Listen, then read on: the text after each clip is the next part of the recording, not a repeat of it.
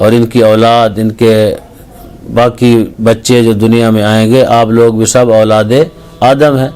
تو کس طرح فرشتوں کو علم ہوا اس کا؟ تو اس سے معلوم ہوتا ہے، بعض مفسرین کہتے ہیں کہ اس آدم سے پہلے بھی آدم تھے، انہوں نے اس طرح کے کام کیے تھے، جس کی وجہ سے فرشتوں کو یہ تجربہ تھا، وہ جانتے تھے۔ تو اللہ تعالیٰ نے فرمایا انی عالم ما لا تعلمون، جو میں جانتا ہوں تم نہیں جانتے۔ جیسا کہ ہم کبھی کبھی کیا کرتے ہیں، اللہ کے کام اپنے ہاتھ میں لینا شروع کر دیتے ہیں، ہم کہتے ہیں ہم بہتر جانتے ہیں۔ اللہ سب سے زیادہ جاننے والا ہے، اللہ کو پتہ ہے سب چیز کا۔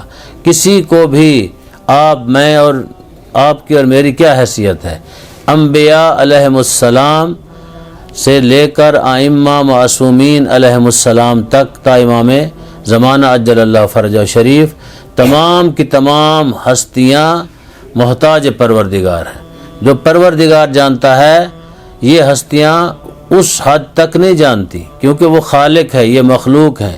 جو کچھ اس نے عطا کیا یہ جانتے ہیں، جو ان کے پاس جو کچھ بھی ہے اللہ کی طرف سے عطا ہے۔ ایسے ہے جس طرح ہماری نسبت ائمہ کے ساتھ ہے، ہم کچھ بھی نہیں جانتے، وہ بہت کچھ جانتے ہیں، یعنی ہم ان کے مقابلے میں بالکل ایک ذرہ بھی نہیں ہے خاک کا، وہ بہت کچھ جانتے ہیں، بہت ساری چیزوں کو سمجھتے ہیں۔ اسی طرح وہ بھی اللہ تعالیٰ کے مقابل میں اسی طرح ہیں، خالق کے مقابل میں۔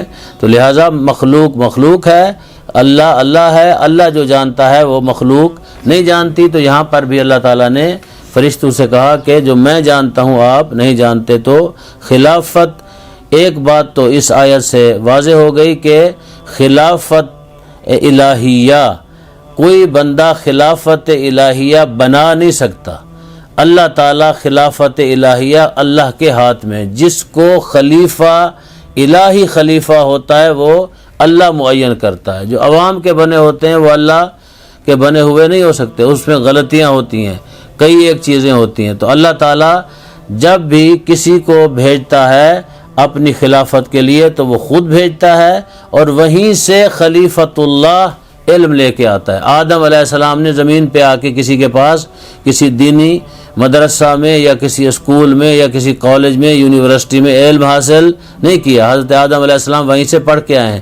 یہ قرآن کا نظریہ ہے، کسی اہل تشیع کا یا کسی مکتب یا ملت کا نظریہ نہیں ہے۔ قرآن کا نظریہ ہے خلافت الہیہ اللہ کے ہاتھ میں، اللہ ہی خلیفہ معین کرتا ہے۔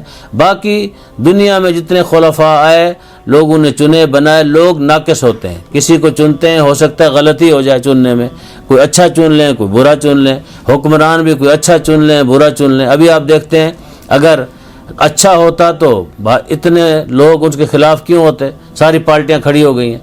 یہ بھی ایک حاکم ہے جو کہ اس وقت پاکستان کے اندر بیٹھا ہوا ہے، وزیر اعظم پاکستان، تو اس کے خلاف ہیں۔ اس کا مطلب یہ ہے کہ چننے میں لوگوں کو غلطی ہوگی۔ آپ ٹی وی پہ دیکھتے ہوں گے، ہم نے تو اس لیے ووٹ دیا تھا، اس لیے نہیں دیا تھا کہ یہ ہو جائے گا۔ اس کا مطلب یہ ہے کہ جو دنیا والے چنتے ہیں کبھی کبھی غلط آدمی کا انتخاب بھی کر دیتے ہیں، کبھی صحیح آدمی کا انتخاب بھی کرتے ہیں۔ تو اللہ تعالیٰ جب بھی انتخاب کرتا ہے کسی غلط آدمی کا انتخاب نہیں کرتا، کیونکہ اللہ علیم ہے، اللہ ہر چیز پہ قدرت رکھتا ہے، اللہ ہر چیز کو جانتا ہے، اللہ کے علم میں سب چیزیں ہیں۔ یعنی وہ اس وقت تھا جب کچھ نہیں تھا، یعنی تمام ہم علم کے بھی محتاج ہیں، کسی نہ کسی سیکھتے ہیں، محدود علم ہمارے پاس ہے۔ کسی کے پاس کیا ہے، میتھ کا علم ہے، کسی کے پاس قرآن کا علم ہے، کسی کے پاس فرض کیجئے طب کا علم ہے، لیکن خالق کائنات یعنی حکیم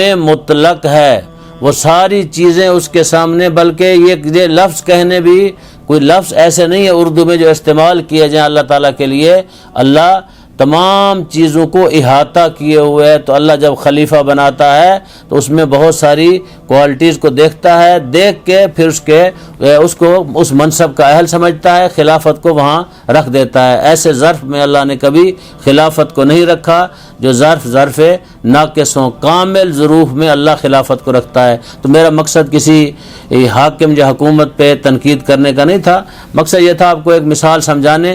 لوگوں کی یہ رائے ہے، لوگ ہو سکتا ہے غلط بھی ہو سکتے ہیں، جو ابھی کہہ رہے ہیں کہ ہم نے غلط انتخاب کیا، ہو سکتا ہے صحیح بھی ہو سکتے ہیں، یہ تو آنے والا وقت بتائے گا۔ لیکن اللہ کبھی غلط فیصلہ نہیں کرتا۔ تو اسی لیے ہمارا جو مکتب ہے، ہم اہل بیت سے تعلق رکھتے ہیں، مکتب اہل بیت سے، ہمارا مکتب یہ کہتا ہے خلیفہ بنانا کسی بندے کا شورا کا کام نہیں ہے، خلافت الہیہ ہے، اللہ خلیفہ بناتا ہے جس کو بناتا ہے، کوئی بندہ کسی کو خلیفہ نہیں بنا سکتا۔